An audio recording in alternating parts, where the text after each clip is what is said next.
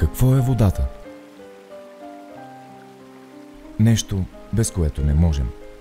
Нещо, което е жизнено важно за живота на Земята. Водата е част от нас и ние сме част от нея. Тя е навсякъде около нас. Океани, морета, ледници, реки, езера, растения и животни. Зараждането на живота започва във водата. Без чиста вода, светът, такъв какъвто е сега, би загинал. Но познаваме ли истински капацитета на водата? Знаем ли какъв инструмент може да е тя за нас в ежедневието ни? Темата за водата и силата й в нашия живот е вълнувала хората поколения наред. В древните философии и митологии водата е възприемана като една от основните субстанции, от които е изграден светът. В миналото, основна причина, поради която различните народи са определяли къде да се заселят, е било наличието на водни ресурси или водни пътища. Днес ние знаем, че водата е най-разпространената субстанция на планетата. Водата дори има обособено място в научния свят. За нея е отделен цял раздел от науката. Хидроенергетиката е дял от енергетиката, в който се използва движещата сила на водната маса за производство на електрически ток. Тоест използва се кинетичната енергия на потока. Това производство на електроенергия се числи към така наречената зелена енергия, защото при едното производство нямаме отпадъчна продукция, която да замърсява околната среда. През последните години така все повече започват да се използват така наречените руцови централи, при които няма изграждане на язовирна стена, а се използва само скоростта на движещата се вода за производство на електроенергия, която по никакъв начин не променя хода на оттока през годината и стресира много по-малко екосистемите. Другият проблем на хидроенергетиката, че се счита, че речният отток, или както и водата в океаните и в моретата, е един възобновяем източник.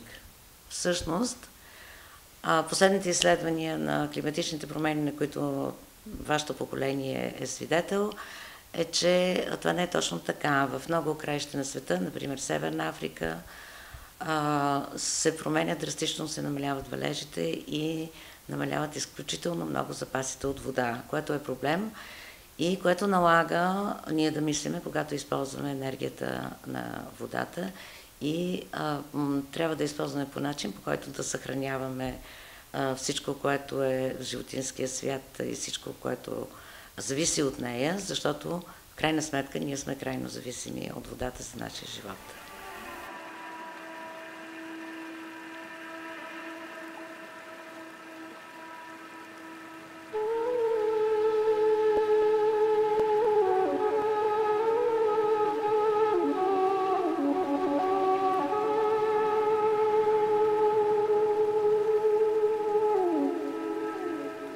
80% от повърхността на нашата планета е покрита с вода. Това е същата тази вода, която циркулира в природата от милиони години и която и нашите предци са използвали за ежедневните си нужди. Малко се знае обаче за факта, че нашите предшественици са използвали водата много по-богато, отколкото ние в момента.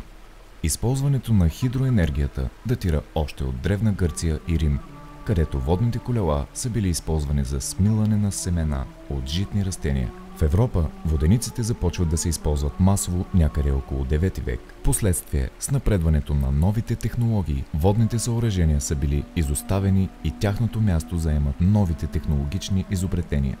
За щастие, в България все още има място, където средновековните хидромашини са не само запазени, но и напълно действащи.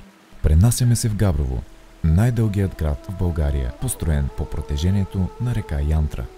Тук се намира и етнографски музей на открито Етър, място, представящо изобретателния дух на балканджията, пренесъл през вековете традициите за използването на водата като двигател и запазило духа на възрожденските занаяти. Тук са запазени и автентични примери за начините, по които нашите предци са се възползвали от силата на водата от времето на Възраждането. Музеят разполага с единствената в България сбирка на народна техника на вода. Тя съдържа 10 обекта, всеки един от които се използва и до днес така, както и в миналото. Тук се намират съоръжения, служещи за изработване на гаетан и дървени изделия, мелене на жито, точене на ножове и други. По протежението на целият комплекс тече река Сивек, част от която е отведена към по-тесен канал, наречен Вада и служещ за доставяне на вода с достатъчно налягане към водните съоръжения. Чрез дървени прегради, наречени саваци, хората са контролирали потока на вода към механизмите. Валявиците безспорно са едни от най-атрактивните инсталации за музея. Тази възрожденска версия на днешните перални представлява дървено корито с форма на пресечен конус с дълбочина от 1,5 метра. От вадището водата се отвежда до валявицата по открит улей. Той насочва водната струя в единия край на коритото, като образува водовъртеж, който пере тъканите на принципа на днешните центрофуги.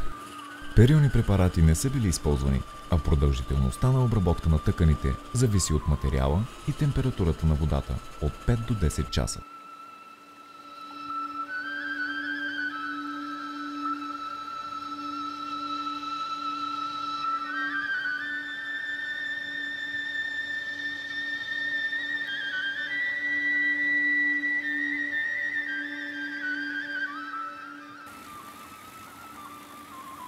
Дървостругарството е другия от занаятите, живи и до днес в Етъра. Тук са разположени 2 струга, на които работят потомствени майстори. Дядо ми е един от първите майстори тук. Той научи братовчет ми на занаята.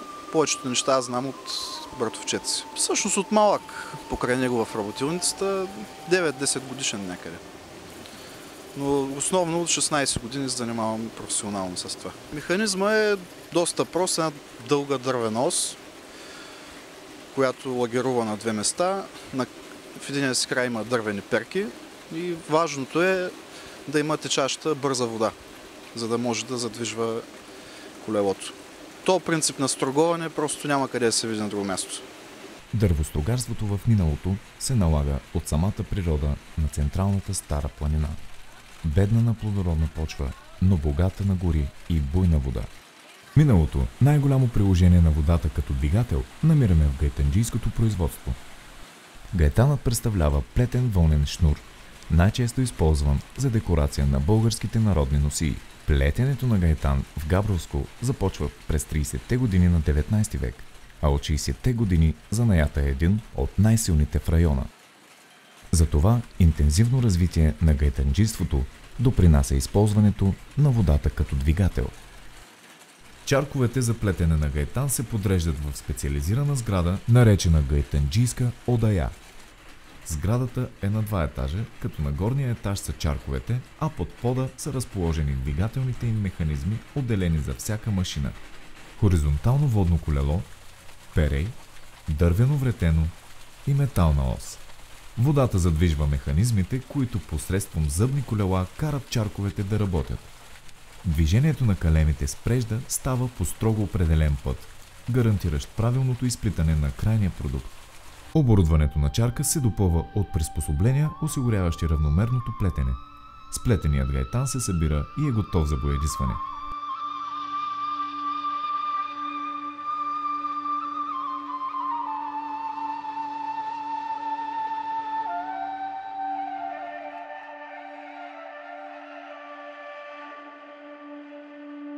Факт е, че нашите предци са имали широки познания за ползите от енергията на водата. Факт е също, че тези приеми не намират широко приложение при съвременните хора.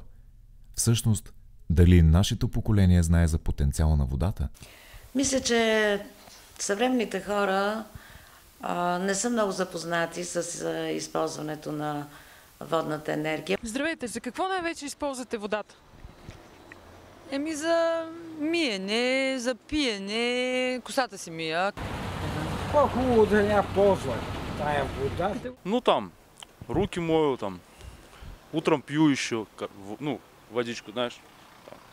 Хората върват по вода. Тук ако копнеш, аз съм багерист. Ако копнеш тук на 3 метра изкарваш вода. Достатъчно е да помиеш, прочистиш, абсолютно всичко и става за пиенето. Не е никакъв проблем. Какво знаете за хидроенергетиката? За кое? Это, короче, когда вода там через речку протекает или еще что-нибудь. И это, крутится, короче, турбина. И электричество везде есть, да? Не знам особено много неща. Мисля, че добре се развива в България. Ну так, если подумать, что вот если в Болгарии есть что хорошо развито, так это гидроэнергетика. Водата винаги е била и ще бъде един от основните символи на живот на нашата планета. Използвана като инструмент за пречистване и за полагане на ново начало, тя способства за запазване хармонията във Вселената. Приложена в работните занаяти на хората, тя им дава силата, от която се нуждаят, за да не спират да творят. Почти всяко ново изобретение е подчинено на петрола или електричеството. Огромни количества невъзобновяеми ресурси се използват, за да задоволят нуждите на човечеството от енергия. Търсенето на нови източници е непрестанно, но дали това е правилният път? Дали вместо да търсим нов маршрут към равновесието, не трябва просто да погледнем назад към предците си и може би да променим начина, по който възприемаме енергията, скрита във водата?